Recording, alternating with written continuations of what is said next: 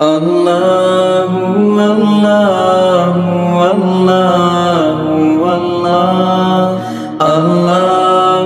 اللہ اللہ اللہ۔ میرے پیارو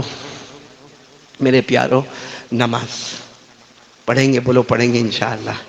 نہیں یہاں بہت سے بیٹھے، آج فجر نہیں پڑھی، آج فجر نہیں پڑھی، 8-9 بجے آنکھ کھلتی ہے۔ کون سا طریقہ ہے میرے پیارو؟ بولو پڑھیں گے، نماز پڑھیں گے انشاءاللہ۔ آپ سوچو نماز کا کتنا بڑا ثواب ہوگا، کتنا بڑا ثواب ہوگا۔ آپ سب نے سنا ہوگا، ہارون رشید کی بیوی کا نام سنا؟ کیا نام تھا؟ زبیدہ۔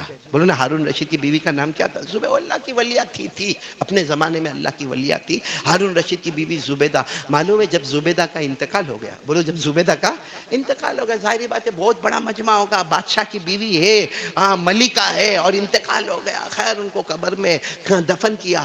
دوسرے دن کسی ان کی سہیلی نے خواب دیکھا جنت میں، یعنی قبر کو اللہ نے جنت کا باغ بنایا ہے۔ تو جو ان کی سہیلی تھی نا، انہوں نے دوسرے دن پوچھا زبیدہ کیسا معاملہ؟ تو کہا غفرنی ربی، میرا اللہ نے میرے کو معاف کر دیا، اللہ نے میری قبر کو جنت کا باغ بنا دیا، اور تم دیکھ رہی ہو نا خواب میں کہ میری قبر جنت کا باغ ہے۔ تو سننا وہ جو سہیلی تھی اس نے کہا ہم کو معلوم تھا اللہ تمہاری مغفرت کریں گے، کیونکہ تم نے جو پانی کا کام کیا، انہوں نے جو نہر بنائی تھی بغداد سے لے کر مکہ مکرمہ تک، کہاں بغداد کہاں مکہ، وہ جو نہر بنائی تھی جس کا نام یہ نہر زبیدہ، کہا وہ جو تم نے اتنا زبردست پانی کا انتظام کیا، ارے کوئی تھوڑا بہت پانی کا انتظام کرتا ہے اللہ اس کی مغفرت کر دیتے، تم نے اتنا۔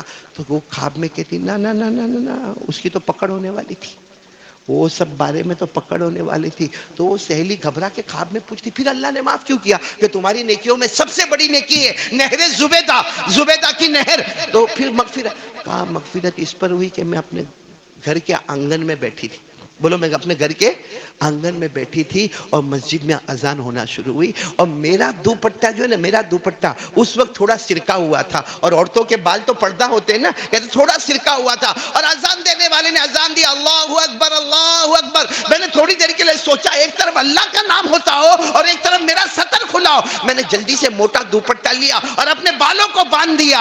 اللہ نے قبر میں مجھے کہا تو نے میرے نام کی عظمتوں کو اٹھایا، اذان کی عظمتوں کو اٹھایا، میں نے بھی تیری وہ عظمت بنائی کہ تیرے قبر کو جنت کا باغ بنا دیا۔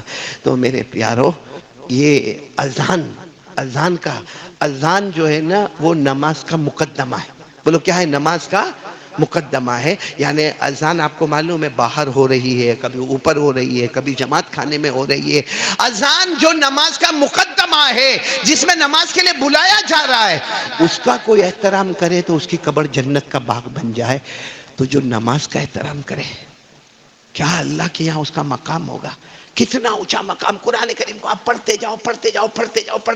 نماز کیا ہے تو معلوم ہوگا، نماز پڑھے گا تو اللہ رحمت عطا کریں گے، نماز پڑھے گا اللہ مغفرت عطا کریں گے، نماز پڑھے گا اللہ روزی میں برکت دے گا، نماز پڑھے گا اللہ گھر میں محبتیں دے گا، نماز پڑھے گا اللہ موت کے وقت کلمہ نصیب کرے گا، نماز پڑھے گا آخر میں قرآن پاک کی سینکڑوں آیتیں تو نماز پڑھتا جائے گا، اللہ جنت عطا کرتا چلا جائے گا۔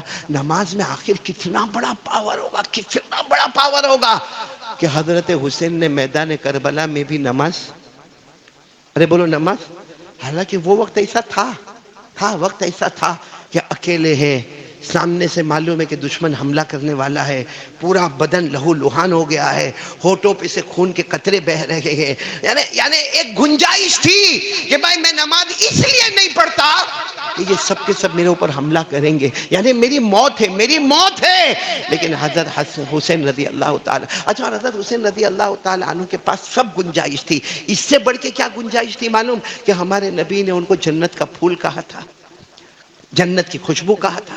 ہمارے نبی صلی اللہ علیہ وسلم نے کہا تھا جب سارے جوان جنت میں جائیں گے، اللہ اعلان کریں گے جنتیوں اب تمہارے امیر آ رہے ہیں، اور سارے جنتیوں پیچھے مڑ کر دیکھیں گے تو میرے نواسے حسن اور حسین آ رہے ہوں گے۔ ارے آج جمعہ کا خطبہ ہوگا انشاءاللہ، ہمارے نبی صلی اللہ علیہ وسلم نے جمعہ کا ایسا خطبہ پڑھایا ہے کہ ممبر پر ایک طرف حضرت حسن کو بٹھایا ہے، ایک طرف حضرت حسین کو بٹھایا ہے. یہ سب سرٹیفکیٹ ہونے کے باوجود اور سامنے دشمن ہونے کے باوجود اور جان جانے والی اس کا یقین ہونے کے باوجود پورا بدن لہو لہان ہو گیا ہے، وضو کے لیے پانی نہیں ملنے والا ہے، پھر بھی تیمم کر کے بولو.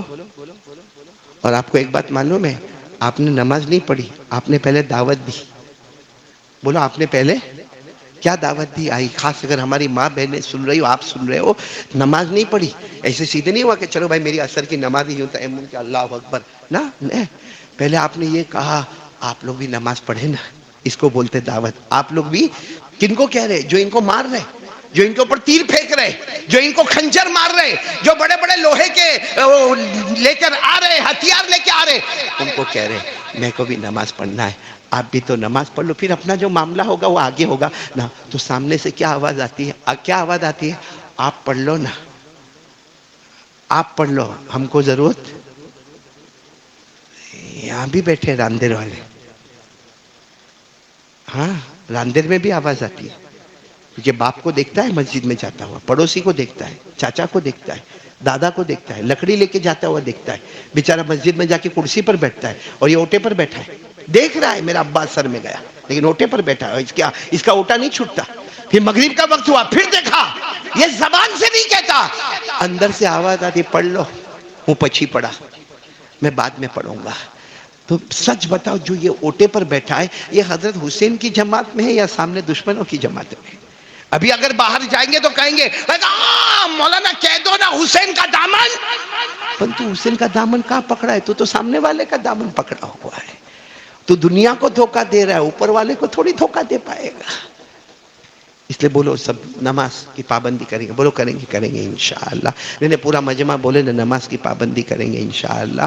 کیونکہ میرے پیارو نماز میں کیا جان ہوگی، کیا طاقت ہوگی. آپ سوچو کہ ہمارے نبی صلی اللہ، بولو نا ہمارے آقا محمد الرسول اللہ صلی اللہ علیہ وسلم نے کتنا کھل کر، یعنی اس میں کوئی چھپنے چھپانے والی بات نہیں، ہمارے نبی صلی اللہ علیہ وسلم نے کتنا کھل کر فرمایا ایک جہنم ہے جو سب سے آخری جہنم ہے، سب سے خطرناک جہنم ہے. اللہ نے کبھی اس کو ویلون کہہ کے پکارا، کبھی اللہ نے اس کو غیون کہہ کے پکارا. یعنی ہمارے نبی صلی اللہ علیہ وسلم کھل کر بتا رہے ہیں. اور صحابہ کرام کا مجمع بیٹھا ہے اور صحابہ کرام میں جو رونا دھونا شروع ہوا ہے، کیونکہ ہمارے نبی کا جملہ کتنا عجیب تھا. میں جو جہنم آپ کو بتا رہا ہوں یہ سب سے آخری جہنم ہے، اس کا نام ویلون ہے، اس کا نام غیون ہے.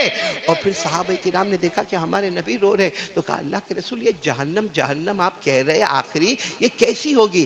ہمارے نبی نے فرمایا اس میں جو جہنمی ہوگا، جہنمی جو ہوگا، آمین بولا اللہ ہماری حفاظت فرماوے. لیکن جو جہنمی ہوگا، جو چتھڑا اس کے بدن پر ہوگا، جو چتھڑا اس کے بدن پر ہوگا، اگر اس کو صرف باہر لائے اور رکھے تو پوری دنیا میں آگ لگ جائے. بولو پوری دنیا میں آگ لگ جائے. اندر جو لوہا ہوگا، جو لوہے کا آکڑا ہوگا، اندر وہ لوہے کا آکڑا پہاڑ پر رکھا جائے تو سارے پہاڑ کے پہاڑ چورے چورے ہو جائے. اور اس میں جو پیپ پلایا جائے گا، پیشاب پلایا جائے گا، خون پلایا جائے گا، یعنی اوپر کا جہنمی کا جو پیشاب ہوگا، پاخانہ ہوگا، پیپ ہوگا، وہ سب اس کو پلایا جائے گا. جب ہمارے نبی صلی اللہ علیہ وسلم نے یہ جہنم، آخری جہنم کے بارے میں بتایا تو صحابہ رو کر کہنے لگے اللہ کے رسول کون جائیں گے؟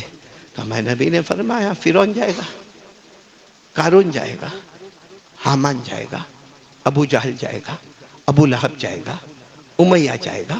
ہر زمانے میں جو نبی کا دشمن ہے وہ جائے گا. صحابہ کرام سن رہے لیکن ہمارے نبی کا رونا شروع. تو ایک صحابی نے کہا اللہ کے رسول یہ جائیں گے، آپ کیوں رو رہے ہیں؟ فرعون نا، قارون، حامان، ابو جہل، ابو لہب، جنہوں نے اللہ رسول کو نہیں مانا، جائیں گے، آپ کیوں رو رہے ہیں؟ ہمارے نبی نے فرمایا ابھی جبرائیل نے مجھے بتایا میری امت کا جو بے نمازی مرد اور عورت ہوں گے وہ بھی اسی جہنم میں جائیں گے. میری امت کا، بولو ساتھ میں بولو، بے نمازی. ابھی صحابہ کرام جو ہے نا بیٹھے ہیں اور آنکھوں میں آنسو ہے کہ اللہ کے رسول جو بے نمازی ہوگا مرد عورت وہ بھی. ہمارے نبی نے کہا رکو، جبرائیل آ گئے، قرآن پاک کی آیت آ گئی ہے، قیامت تک کے لیے فیصلہ ہو گیا کہ جو جہنم میں ابو جہل، فرعون، قارون، حامان جائے گا میری امت کا بے نمازی بھی اسی جہنم میں جائے گا، مرد ہو یا عورت ہو اسی جہنم میں جائے گا. اور آج بھی وہ آیت ہے. کاش ہم قرآن پڑھیں نا، کاش قرآن پڑھے پارہ نمبر 16، بولو پارہ نمبر 16، سورہ مریم، بولو سورہ۔